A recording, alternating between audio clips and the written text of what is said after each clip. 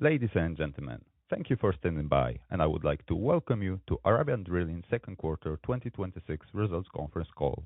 I will now pass the line to Mr. Raed Marahmeh, Investor Relations Manager. Please go ahead, sir. Thanks, Rafal. Good afternoon, everyone, and welcome to Arabian Drilling's earnings call for the second quarter and H1 2026. We have recently announced our Q2 and H1 2026 financial results, and the documents are available on our investor relations website. As usual, we are starting with a disclaimer, so I invite you to read it at your convenience. Following the presentation, we'll be pleased to address your questions. I would like to take a moment to introduce our speakers for today's call. First, we'll hear from our CEO, Engineer Fahd Al-Bani, who will provide us an overview of our performance.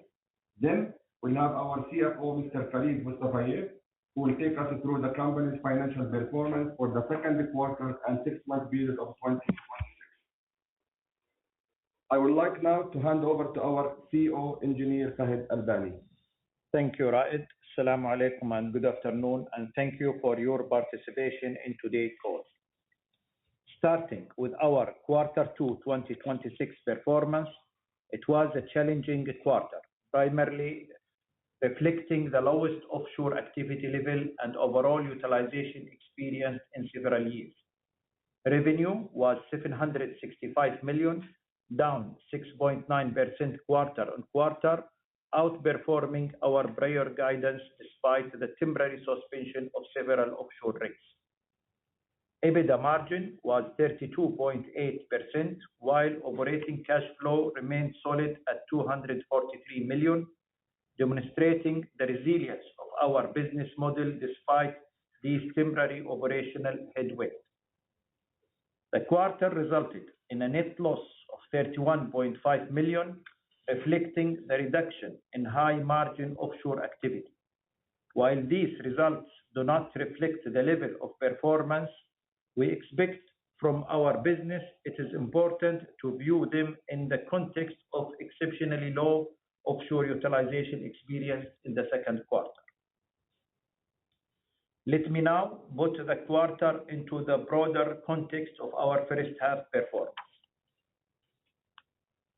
Our first half of 2026 revenue reached $1.6 billion and EBITDA was $540 million, resulting in an EBITDA margin of 34%.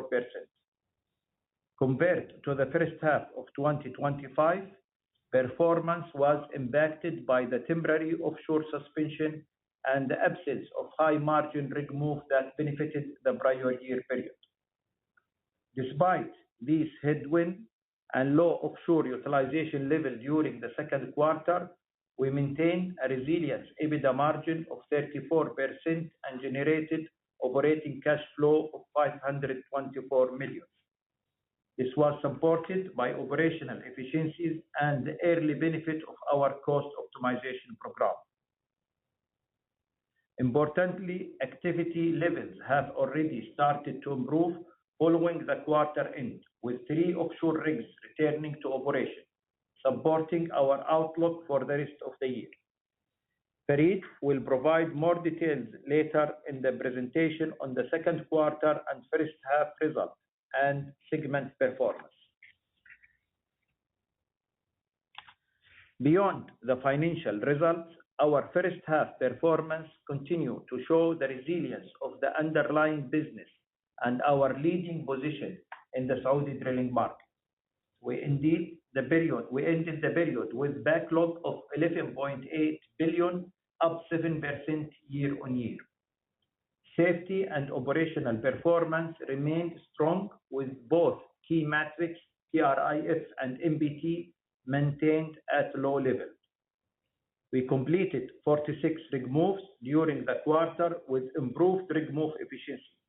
Although Quarter 2 utilization closed at 71.7%, one of the lowest levels in several years, activity has already begun to recover, with 3 offshore rigs returned to operation after quarter end. At the same time, our cost optimization program is delivering encouraging early results and supporting operational efficiency across the business, with further benefit expected during the second half of the year. Turning now to our backlog position and fleet utilization. As I mentioned, the underlying fundamental of the business remain strong. Let me provide a bit more color on our backlog and utilization. Our backlog starts at 11.8 at the end of June.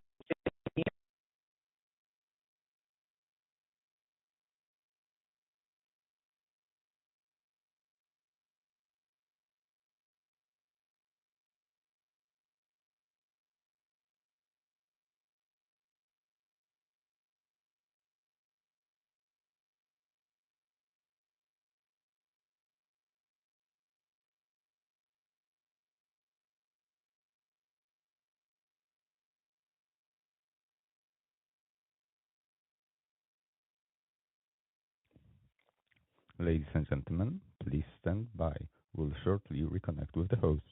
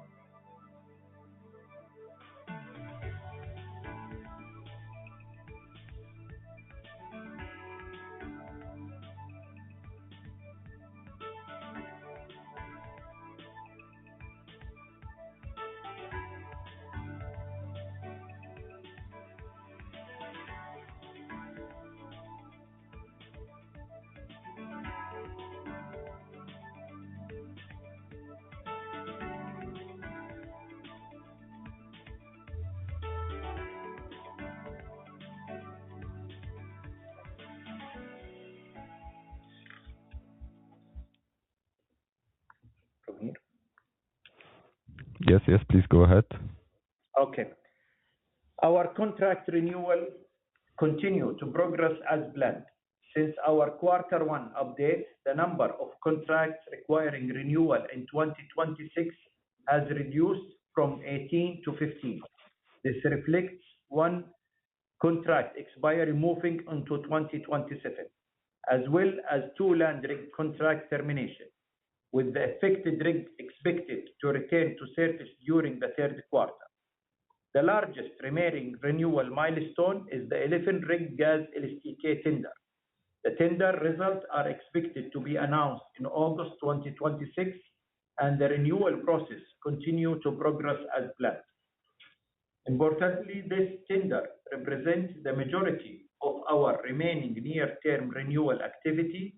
Once this process is concluded, our contract renewal profile through 2027 becomes significantly lighter, providing greater backlog visibility, reducing renewal risks, and allowing management to increase its focus and growth opportunity beyond the existing fleet.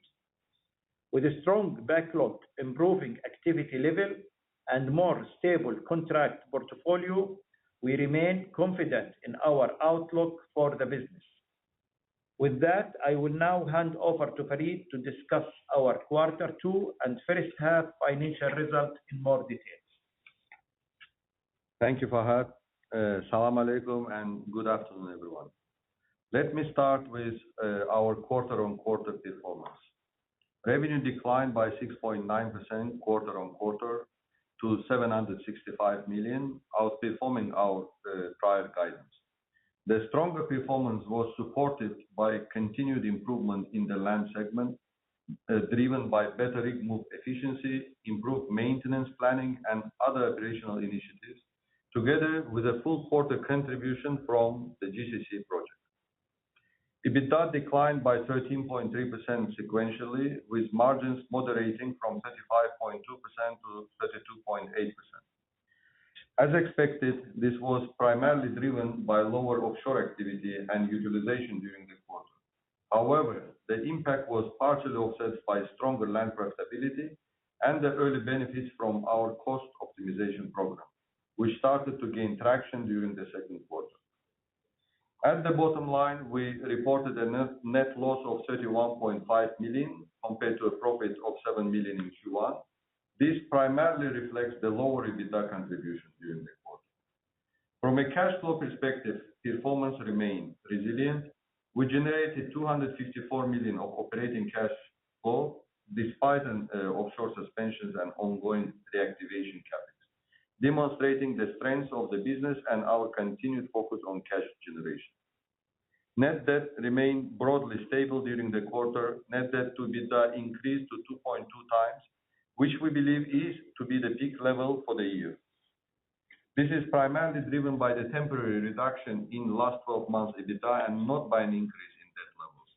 I will cover the leverage profile and outlook in more detail shortly. Let me now turn to our first half performance. As shown on this slide, revenue declined by 10.6% year-on-year to 1.6 billion, reflecting lower utilization levels, primarily within the offshore segment, as well as the absence of higher margin activity that benefited the prior year. Despite these headwinds, the impact was partially mitigated by the continued resilience of our land operations. EBITDA decreased by 21% year-on-year to 540 million, with margins moderating from 38.5% to 34%. Despite lower utilization, a less favorable activity mix, and low offshore contributions, we maintain a 34% EBITDA margin through a disciplined cost management and the initial benefits from our cost optimization program. At the net income level, we reported a loss of 24 million. This largely reflects the lower EBITDA contribution over the period, while depreciation, G&A, and financing costs remain relatively fixed in nature. It is important to note, however, that on a year-to-date basis, both G&A and financing costs declined by a greater percentage than revenue, with costs down 14% compared to 10.5% reduction in revenue. The reduction in G&A reflects the impact of our cost optimization initiatives, while financing costs benefited from a more favorable interest rate environment. Operating cash flow reached 534 million, providing solid support for both our CapEx program and balance sheet. CapEx decreased by 26.8% year-on-year to 356 million, mainly due to the absence of the service vessel investment made in the prior year. Let me now walk you through the performance of our land and offshore segments.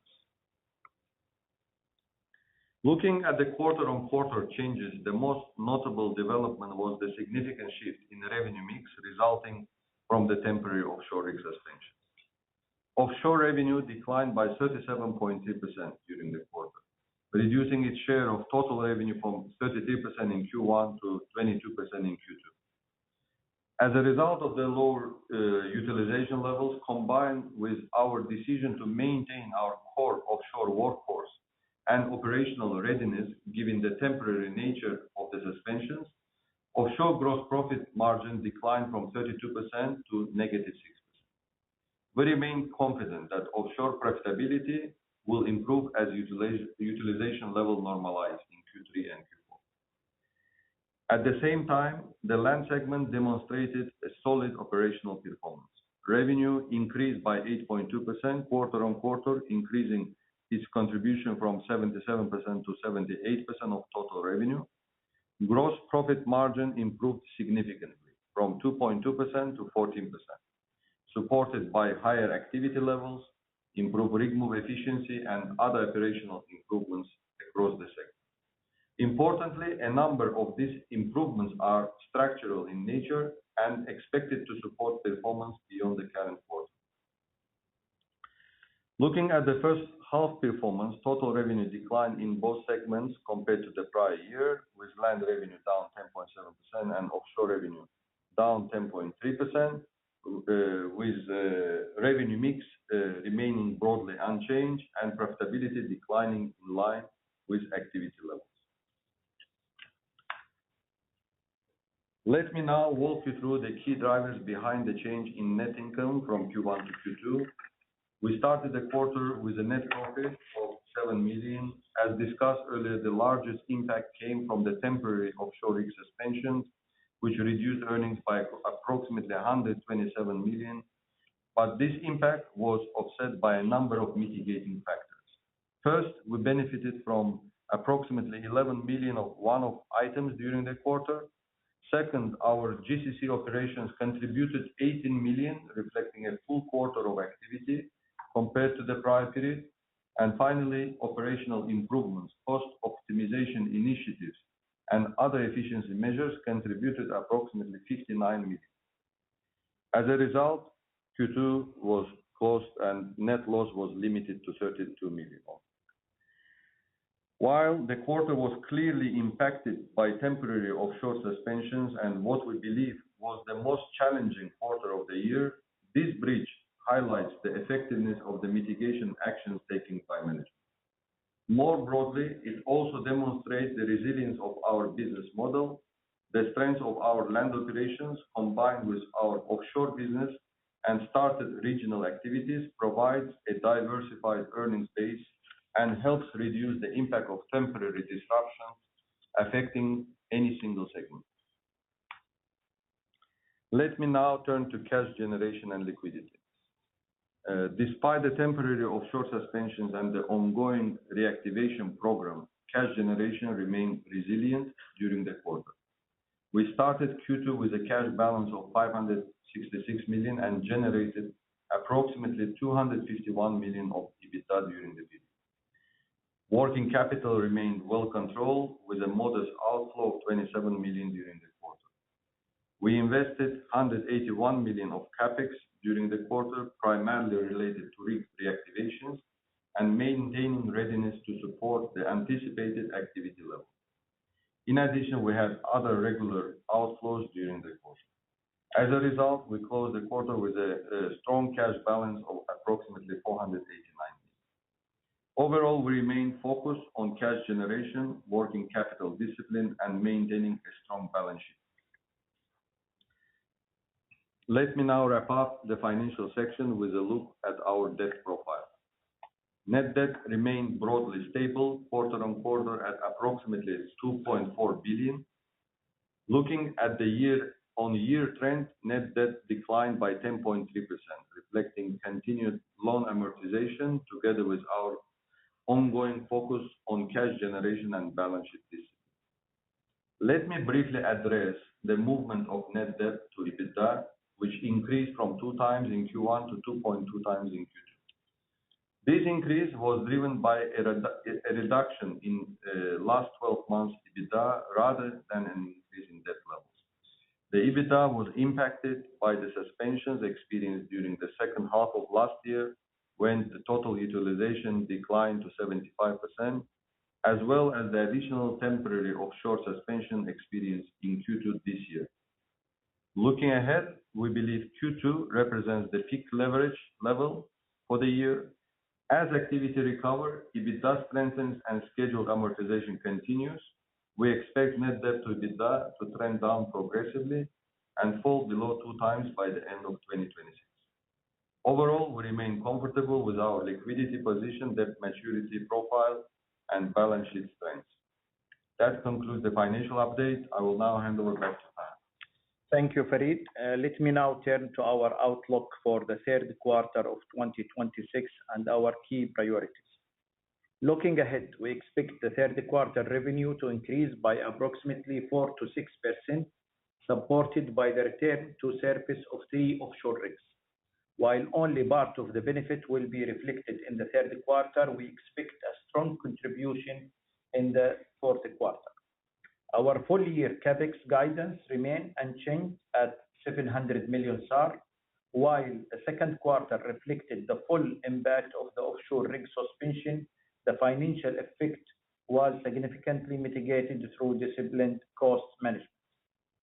Our cost optimization program delivered approximately 25 million SAR of saving during the quarter, with further saving expected through the rest of the year. Importantly, most of these initiatives are expected to deliver sustainable and recurring benefits beyond 2026. We are also encouraged by the early results of our land business efficiency initiatives and expect their benefits to become more visible as additional land rigs return to service.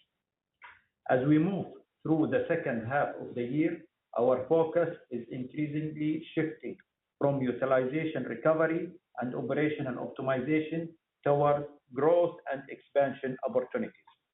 Above all, our commitment to safety remains unchanged.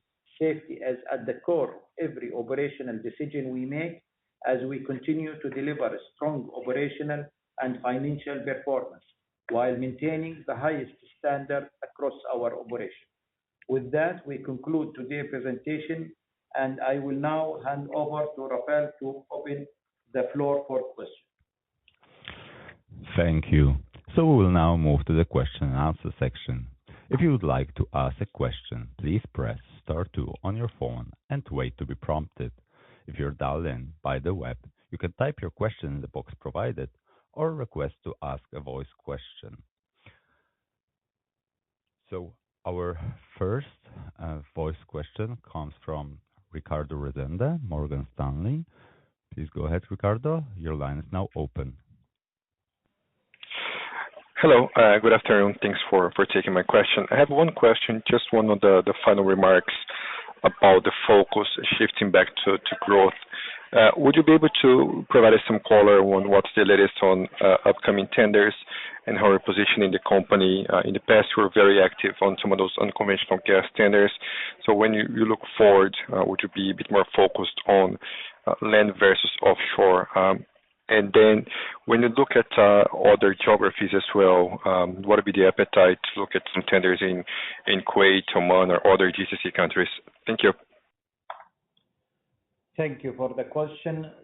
First of all, our focus, as I mentioned before, is to just have full utilization of offshore rigs and our gas LSTK contract and other opportunity that we are looking at it as we speak. For our international expansion, this is part of our strategy, and we are looking at several opportunities as we speak, and we are pursuing in the future any opportunity that fits our company, and we are looking at it as we speak, as we mentioned. And as of now, we have still our rigs in the GCC countries working, and we are looking for any opportunity in Kuwait or other than Kuwait, any opportunity. We are evaluating one by one, and we are going to, inshallah, expand as we mentioned before because this is part of our strategy.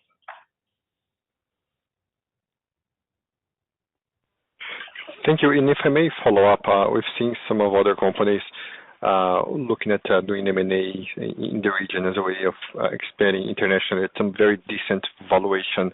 Are you looking at doing the same, or would you be looking to do more organically? Hi, Ricardo. This is Farid. So basically, we're looking at everything, right? Right now, everything is on the table. We're looking at organic growth, inorganic growth, and so we are evaluating all this. Great. Thank you very much. Okay, thank you. Thank you very much. Our next voice question comes from Anna Kishmaria from UBS. Anna, please go ahead. Your line is now open.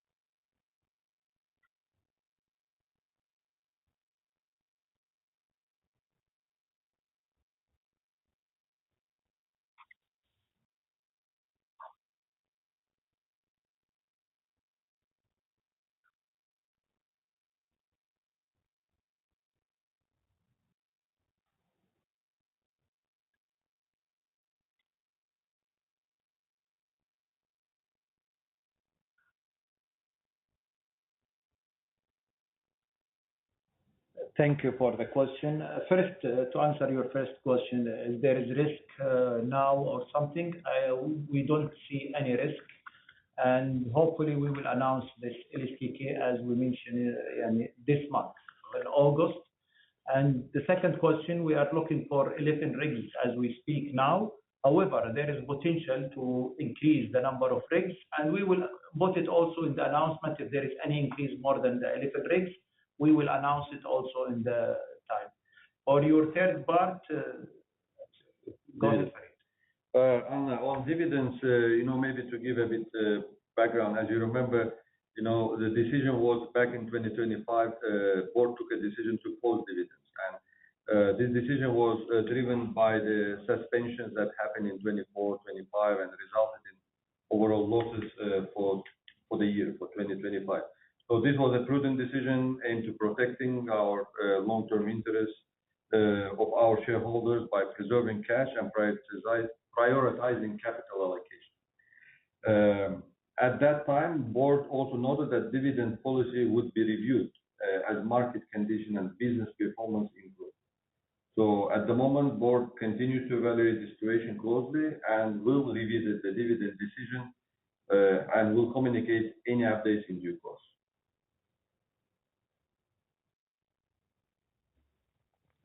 Thank you. Thank you very much. So just a reminder, if you're connected via the phone and you would like to ask a voice question, please press star 2 on your phone keypad and wait for your name to be prompted.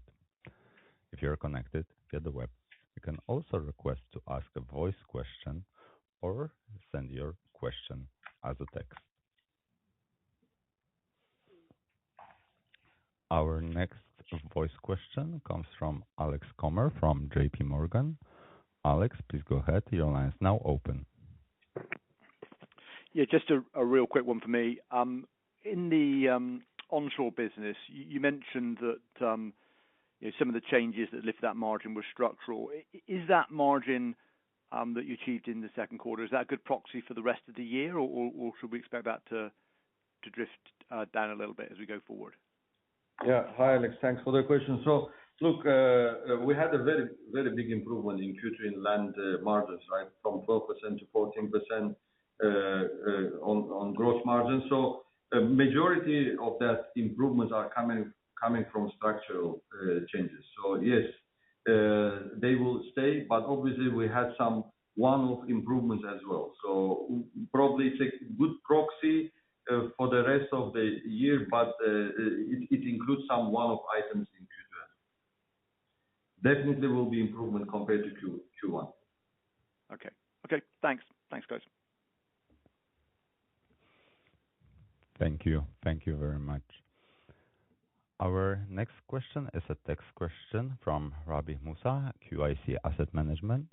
What utilization rate should we expect in Q4? Thank you for the question. We are expecting really the utilization to increase and we are expecting more than 85% utilization. For offshore, we are expecting the third quarter 100% utilization in offshore. However, as aggregate land and offshore, we are looking between 85 to 90% utilization.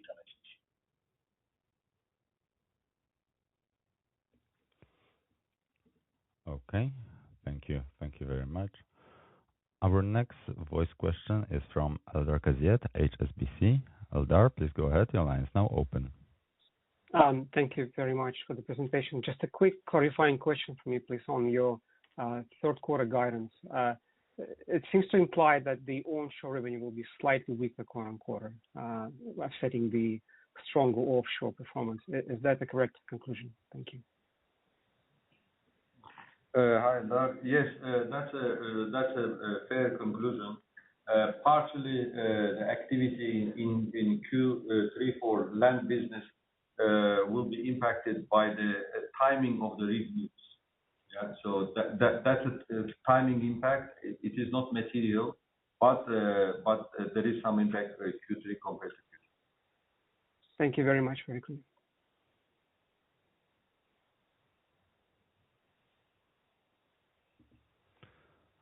Okay, thank you. Thank you very much.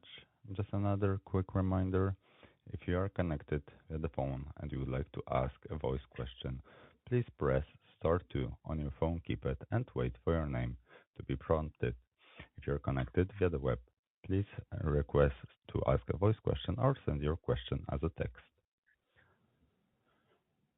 We have a follow-up question from Anna Kishmaria, UBS. Please go ahead. Your line is now open. Thank you very much. Yes, just a quick follow-up from my side. If you maybe can discuss your outlook for how you will reach 100% utilization rate, and by when do you expect to reach it? Maybe somewhere next year? What are the key tenders you are looking to participate? You mentioned that you are looking basically at everything for the expansion, but maybe you can provide a bit more color on what should we expect in the near term over the next maybe 3 to 6 months. Thank you. Yeah. Thank you for the question. As we mentioned, offshore, 3 rigs is back. Alhamdulillah, since 1st of August, we have 3 rigs back to operation. And the other 2 rigs, we are expecting receiving hopefully resumption, and we are very optimistic about it very soon. And we will announce that actually once we receive it, we will announce it. Once we have those 2 rigs actually back to operation, then the offshore will be 100% utilization. If you are talking about the land, as we mentioned and as what we described before, we are waiting for the LSTK contract for this 11 rigs and also the upside. Once we have those rigs, if things materialize as per our plan, which we are also very optimistic about it, then we will have around 95% utilization onshore. Okay, so we will, in aggregate, we will be looking for more than 90% between the total onshore and offshore. Thank you very much. And maybe a quick follow-up. Do you see any risk of further suspensions, given that the strait is still not open and we see the Red Sea dynamic? Is there any indication that we might see some more suspensions in the other hand? Thank you. Thank you. I hope not really, but we cannot give you a firm answer because we cannot expect what's going to happen in the future. But as we speak, I think everything is going in the right direction, and we are very optimistic with the offshore utilization increase to 100%, inshallah. But we cannot really answer for something in the future. We don't know. Thank you very much. Thank you. Thank you very much. Our next question comes from Arsal Abbasi, Merix Global. Could you provide an update on offshore operations contribution in the first quarter to date, particularly in light of the ongoing regional conflict? Additionally, how confident is management in achieving the guided 4 to 6% revenue growth under the current environment? Okay, I'll answer the last part actually. How confident we are about 4 to 6%? We are very confident about it, and we are very optimistic because those 3 offshore rigs is back now to business. We get partial contribution in the 3rd quarter, and more actually it's going to come in the 4th quarter. The other, I will let Farid. Yeah, you basically answered the question. Yes, that's true. So we are confident about Q3 contributions. We don't provide guidance, right? So as you know, on margins and contributions on revenue, but obviously with the utilization improving, we should expect improvements in margins, going back to normal level.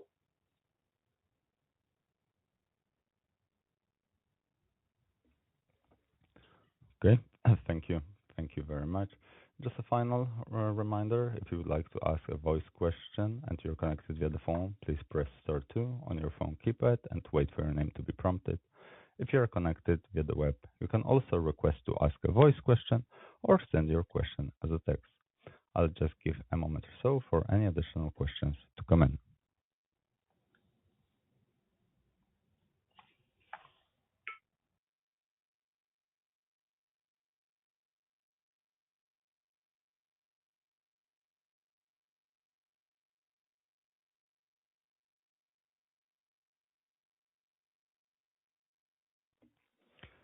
We have a voice question from Naif Bin Hayat, Alma Capital. Naif, your line is now open. Please go ahead. Hello, good evening. Am I audible? Yes, you are. Please go ahead. Thank you, management, for your presentation. I just have a couple of questions on my side. The first would be, how is the insurance environment given the current situation? And if you can give us the nature of your contracts, is it on a monthly basis on each rig? The second would be on the tender environment. So are we seeing increase in day rate prices as we are seeing in offshore, with some rigs are getting renewed at 10 to 15% increase in day rates? Okay, thank you for the question. For the impact for the high insurance, we have insurance for all our rigs for the full year. So we're not in a monthly basis. We have full year coverage for our insurance. And yes, there's increase in the insurance cost actually as we speak.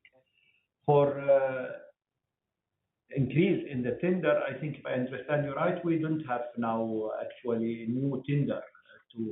We have tenders, actually suspension and for offshore. If you are talking about offshore, we have contract already, so we go with the same rate and terms and conditions from the previous contract. Yeah, what I meant is onshore compared to offshore. So the increase that we are observing is actually on the offshore.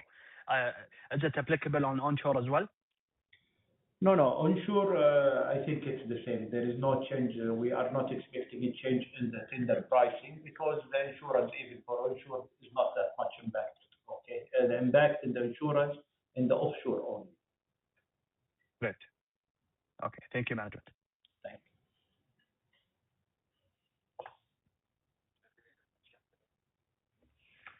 Thank you. Thank you very much. So, just another reminder, if you're connected via the phone and you would like to ask a voice question, please press star 2 on your phone keypad and wait for your name to be prompted. If you are connected via the web, you can also request to ask a voice question or send your question as a text. I'll just give a moment or so for any additional questions to come in.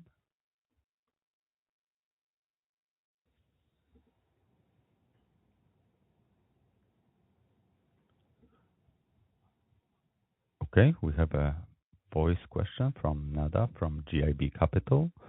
Nada, please go ahead. Your line is now open.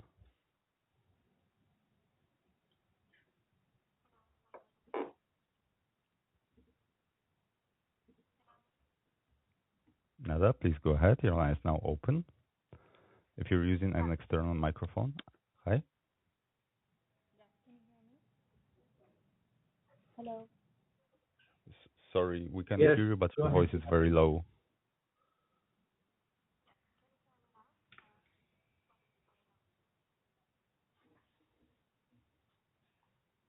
Sorry, we cannot hear nothing.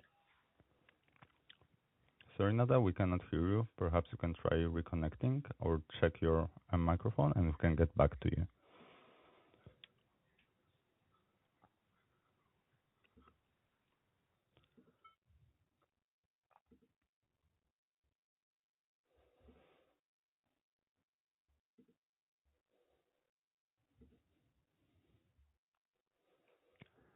So once again, if you would like to ask a voice question and you are connected via the phone, please press star 2 on your phone keypad and wait for your name to be prompted.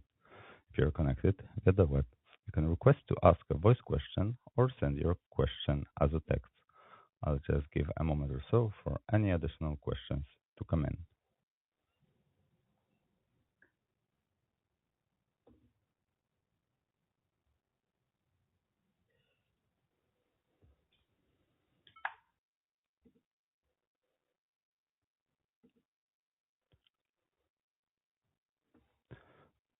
Okay, we will try again with Nada from GIB Capital. Nada, can you please go ahead?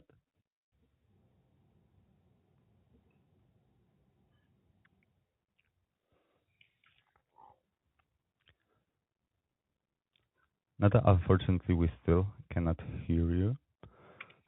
So perhaps you can reach out to the company separately. As I see no further questions from the audience, I will now pass the line back to the company for their closing remarks. Thanks, Rafan. Thank you, everyone, for joining us today. Have a great day. Thank you. Thank you all. Thank you very much. Thank you. This concludes the call for today. We are now closing all the lines. Goodbye.